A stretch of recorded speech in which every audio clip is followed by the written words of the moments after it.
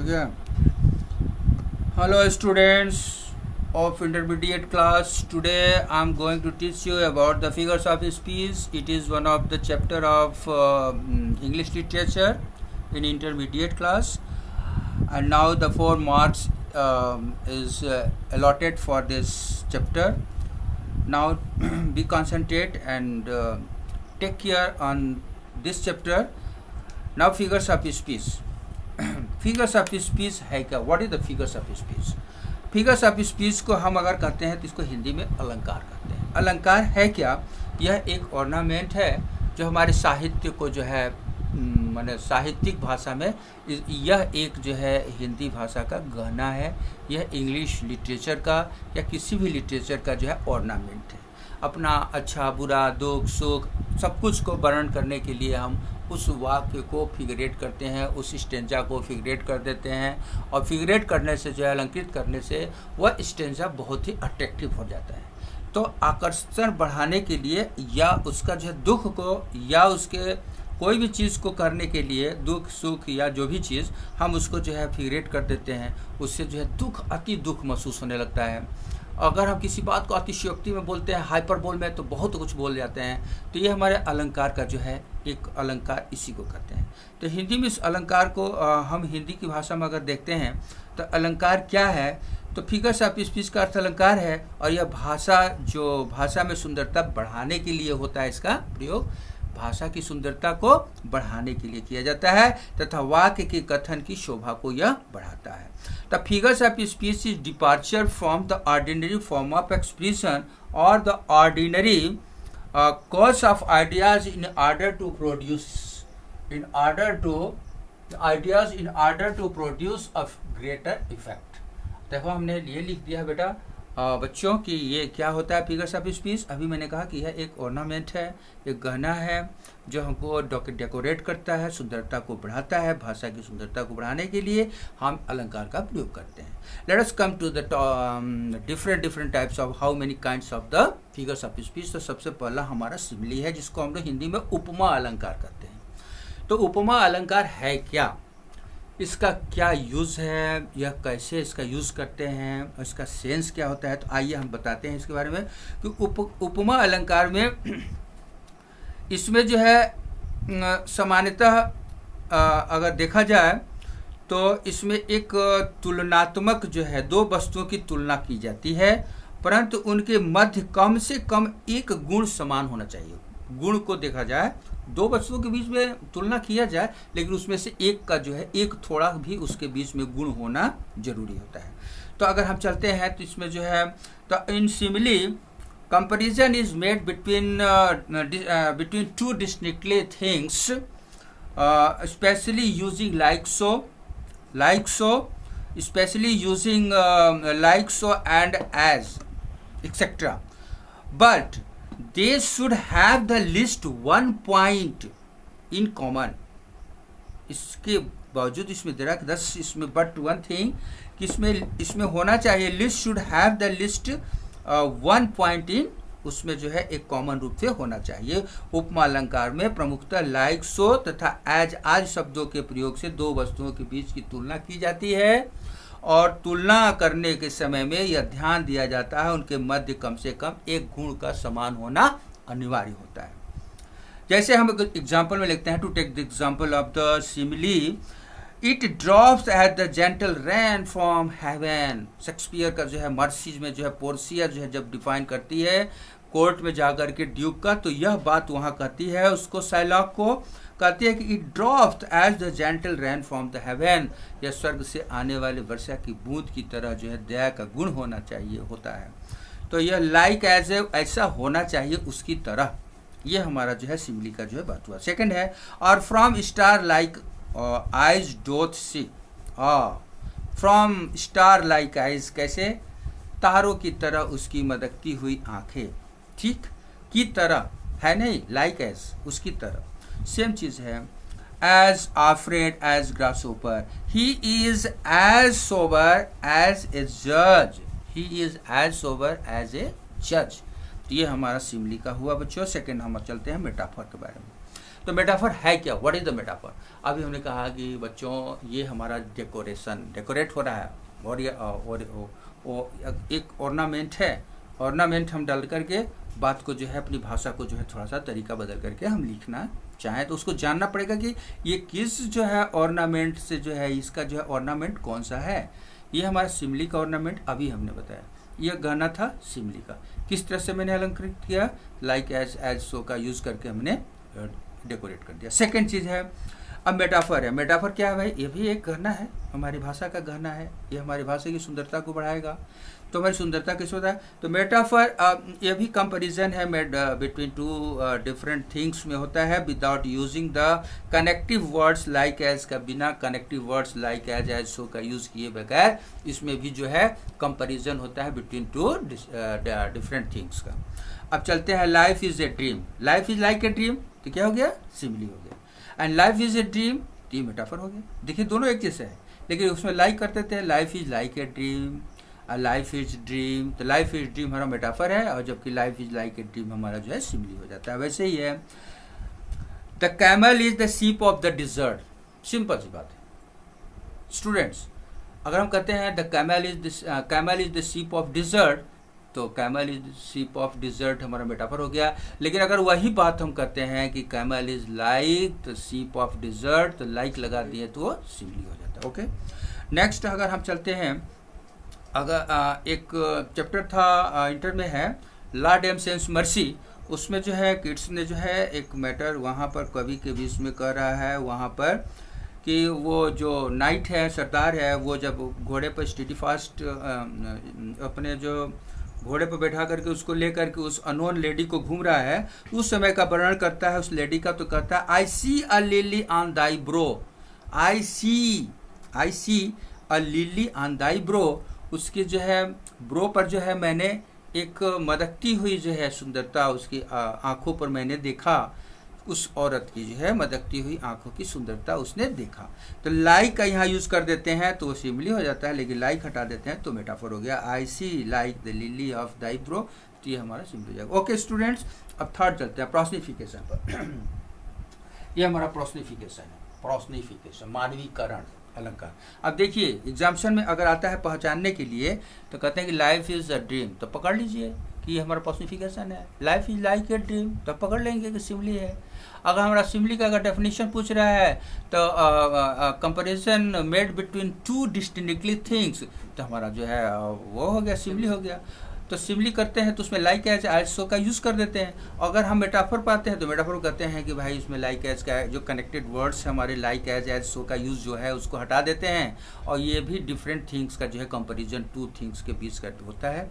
अभी मैंने सिमली में कहा कि उसके गुण में एक जो है होना जरूरी होता है, क्योंकि उसका गुण जरूर एक मिलना चाहिए, दो ऑब्जेक्ट के बीच का जो हम कंपैरिजन करते हैं। पर्सनिफिकेशन जो है is one of the figures of speech which gives life, उसमें जो है लगता है कि जीवन की तरह माने अनएनिमेट जो होता है, निर्जीव को सजीव के रूप में उसमें जो है दिखाया जाता है।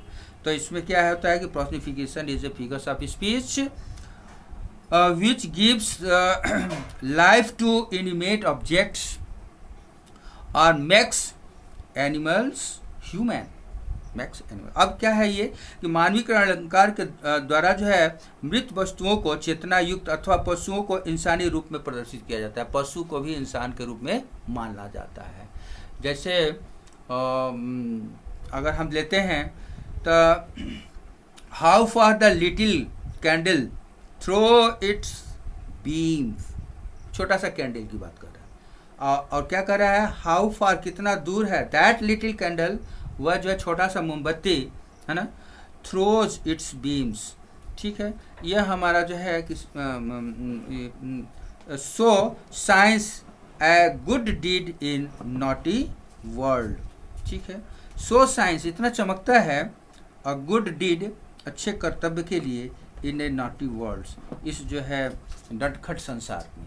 ठीक है, वैसे ही truth sits upon the lips of a dying man कर रहा, और ट्रूथ जो है कोई आदमी तो है नहीं, truth is not a animate, कोई जीव सजीव तो है नहीं, लाइफ तो है नहीं, लाइफ लाइफनेस तो नहीं है, लाइफलेस है, लेकिन हम कहते हैं कि truth sits upon the lips of a dying man. तो ये हमारा जो है प्रोस्निफिकेशन है, इसमें मानवीकरण का बोध होता है। फिर एक बार बच्चों जो है मैं डिफाइन कर दूं कि personification is one of the figures of speech which gives life to animate objects और मेक्स एनिमल ह्यूमन। जो आदमी को जानवर से मतलब की तरह, जानवर को आदमी को जो है जानवर की तरह जो है उसमें जो है बना करके हम लिख सकते हैं। अपोस्ट्राफी पर आते हैं। थर्ड जो है हमारा अपोस्ट्राफी क्या है। तो अपोस्ट्राफी को हिंदी में बच्चों हम संबोधक अलंकार कहते हैं। जो मैंने लिखा है कि ये हमारा अपोस्ट्राफी है। तो apostrophe is a direct address to the dead, to the absent और टू पर्सनिफाइड ऑब्जेक्ट और idea. This figure is a special form of personification. यह भी एक स्पेशल फॉर्म है प्रोस्निफिकेशन का, अपोस्ट्राफी। इसमें एड्रेस किया जाता है, किसको एड्रेस किया जाता है? To the dead, to the absent और टू द प्रोस्निफाइड ऑब्जेक्ट और ideas. This figure is specially form of personification का यह संबोधक अलंकार में किसी मृत, अनुपस्थित अथवा मानवीकरण के रूप में प्रस्तुत वस्तु या विचार को प्रत्यक्ष रूप से संबोधित किया जाता है। यह अलंकार मानवीकरण अलंकार का विशिष्ट रूप होता है। यह भी जैसे हमने मानवीकरण होता है प्रोस्निफिकेशन का, उसी का एक स्पेशल फॉर्म होता है। तो चलते हैं, जैसे हम कहते हैं कि फर्टिलिटी और sorry frailty thy name is woman, frailty thy name is woman. Shakespeare Macbeth में जो है वहाँ लेडीज मैकबेथ का जो शेक्सपियर ने जो वर्णन किया था उसमें जो है लास्ट में ये मान लिया है मैकबेथ कि फ्रैलिटी दाई नेम इज ओमैन, औरत का दूसरा नाम धोखाधड़ी होता है। तो यहाँ जो है क्या है, एड्रेस कर रहा है, किसको एड्रेस कर रहा है? एक जाति को, एक ओमेन जाति को, एक स्त्री जाति को कहता है फ्रैलिटी दाई नेम इज ओमैन। तो यहाँ प्रोस्निफाइड करता है फ्रैलिटी से, जो है देखिए मानवीकरण है। फ्रैलिटी हमारा जो है एक धोखाधड़ी है, किससे तुलना हो रहा है? उससे कह रहा है कि द वुमन का जो है ये सिम्टम। तो ये हमारा जैसे little lamb who made thee, फिर कहता है dost thou know who made thee. जैसे हम कहते हैं death where is thy sting, grave where is thy victory. यही है फ्रेंड। जैसे I know not which way I must look for comfort. ये सारा जो है एड्रेस करने के लिए आता है और इसलिए इसको हम लोग जो है संबोधक अलंकार कहते हैं। तो संबोधक अलंकार में किसी मृत, अनुपस्थित अथवा मानवीकरण के रूप में प्रस्तुत या विचार को प्रत्यक्ष रूप से संबोधित किया जाता है और इसे मानवीकरण अलंकार का यह विशिष्ट रूप भी माना जाता है। ओके स्टूडेंट, हाइपरबोल पर चलते हैं, जिसको हम लोग हिंदी में कहते हैं अतिशयोक्ति अलंकार। इसमें जो है बढ़ा चढ़ाकर किसी बात को कहना, जैसे अभी छोटी सी बात को खूब बड़ा करके कहना, उसको हम लोग हाइपरबोल कहते हैं। तो in hyperbole a sentiment is made emphatic by, ये ऑब्जर्वमेंट के द्वारा जो है, तो यह जो है ओवर स्टेटमेंट के द्वारा जो है by over estimate, hyperbole is estimate is made emphatic by over estimate, लेकिन उस एस्टिमेट को जो है हम बाय ओवर एस्टिमेट में जो है हम बताते हैं, उसको हम लोग हाइपरबोल कहते हैं। फिर से once again I want to repeat the definition of the hyperbole कि in hyperbole a statement is made emphatic by over statement। बहुत बढ़ा चढ़ाकर बात को ओवर एस्टिमेट में जो है, ओवर एस्टिमेट में बोलना। ठीक है बच्चों, तो ओवर एस्टिमेट में कोई बात कहना हमारा अतिशयोक्ति अलंकार है। अतिशयोक्ति अलंकार में एक कथन को बहुत बढ़ा चढ़ाकर या घटाकर प्रभावी बनाया जाता है। जैसे to take the example of, जैसे कहते हैं कि रिवर ऑफ ब्लड, खून की नदियाँ। अरे खून का नदी थोड़ी ना होती है, लेकिन हम तो बढ़ा चढ़ा के बात को कह देते हैं खून की नदी। जैसे हम कहता है river of blood flowed in the battle, मैंने युद्ध के क्षेत्र में खून की नदियाँ बह गई। तो वहाँ पर कोई नदी जो है खून का नहीं होता है, बल्कि हम बात को बढ़ा चढ़ा करके कह देते हैं। वैसे ही है कि जैसे कहते हैं the wave rose mountains high. अगर हम कहते हैं Hamlet you have not cleft my heart in twain, और जैसे हम कहते हैं I the waves rose mountains high. ठीक है, तो ये हमारा जो है हाइपरबोल का मैंने बढ़ा चढ़ाकर बात को कहना, ये हमारा अतिशयोक्ति अलंकार है। थर्ड है, अगला है ऑक्सीमोरन। ऑक्सीमोरन जो है इसको हिंदी में हम लोग विरोधाभास कहते हैं। विरोधाभास में जो है इसमें जो है क्या होता है कि सीधे जो है यदि जो है इसका उपयोग दो विरोधी अर्थों वाले शब्दों को जोड़ने के लिए किया जाता है, दो शब्द एक जैसे हो लेकिन उसका दोनों एक दूसरे के अपोजिट होते हैं। It is used when two terms are combined that in ordinary usage are contradictory. जैसे कॉन्ट्राडिक्टरी के लिए it is an open secret. अरे सीक्रेट है, सीक्रेट मतलब तो गुप्त बात होता है, लेकिन it is an open secret, खुला जो है एक माने गुप्त खुली किताब हूँ मैं आपके सामने। और वो एक सीक्रेसी भी है कि ओपन सीक्रेट तो होता नहीं है, लेकिन यह बात हम किसी चीज़ को जो है इसी को हम लोग कहते हैं विरोधाभास। जैसे हम कहते हैं life is a bitter sweet, life जीवन जो है एक कड़वा सत्य है। अरे सत्य भी है और कड़वा भी है, तो ये हमारा बीटेड स्वीट क्या हो गया, ये हमारा ऑक्सीमोरन हो गया, जिसको हम लोग विरोधाभास कहते हैं। वैसे ही है अगर हम कहते हैं कि his honour rooted in dishonour stood, ऐसे ही अगर हम लें तो अगर कहते हैं कि faith unfaithful kept him falsely true, तो ये हमारा जो है विरोधाभास का हो गया, जिसको हम लोग कहते हैं इंग्लिश में ऑक्सीमोरन। लास्ट हमारे पास अब एक और है जिसको हम लोग बच्चों कहते हैं ओनामोटोपोइया। तो onomatopoeia is one of the figures of speech, the formation of use of words that imitate the sound, sound जो है एसोसिएटेड करता है इसमें विद द ऑब्जेक्ट्स और एक्शन दे रेफर टू, इसमें जो है साउंड के हिसाब से चलता है। जैसे थंडरिंग ऑफ गन्स, गरज उठी, बंदूकें गरज उठी। अरे बंदूकें नहीं गरजती हैं, बंदूकें जो है बरस उठी या गरज उठी कहते हैं, तो उसमें ऐसा नहीं, लेकिन कहते हैं इंग्लिश में कि थंडर ऑफ गन्स, ऐसे ही कहता है। I babble on pebbles, I babble on pebbles, जैसे कहते हैं कूइंग ऑफ डोर्स, वैसे ही है।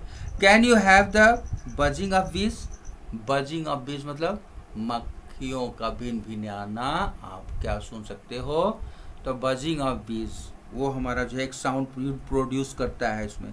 तो जो साउंड प्रोड्यूस करता है उसके डिफरेंट साउंड हो जाते हैं, जो उसको हम लोग ध्वनि के अनुकरण के द्वारा करते हैं, इसलिए इसको जो है ध्वनि अनुकरणात्मक अलंकार भी कहा जाता है। इस अलंकार में शब्दों का निर्माण तथा उपयोग उनसे संबंधित वस्तुओं अथवा क्रियाओं की ध्वनि के अनुकरण के द्वारा होता है। जैसे he looked at the roading sky, ठीक है। तो ये हमारा जो है सारा जो है आपका ओनामोटोपोइया हो गया बच्चों। तो अभी हमने कहा कि सिंपल सी बात आपके लिए, specially for you, be careful and try to listen my words, ध्यान से मेरी बात को सुनने की कोशिश आप करें। देखिए ये फिगर्स ऑफ स्पीच हमारे पास जो ओनामोटोपोइया तक मैंने बताया, यह बहुत बड़ा नहीं है, छोटा छोटा चीज़ है, लेकिन यह हमारे 4 मार्क्स 4 मार्क्स जो है उसमें अलॉटेड किया गया है, और आप 4 मार्क्स जो है आसानी से पा सकते हैं। इसको थोड़ी सी तैयारी करने में, the matter has given in on black board, I have written and details I have taught you, but it is my suggestion for you to read it at your home and watch the programs carefully, that what I have taught you. Okay, thank you.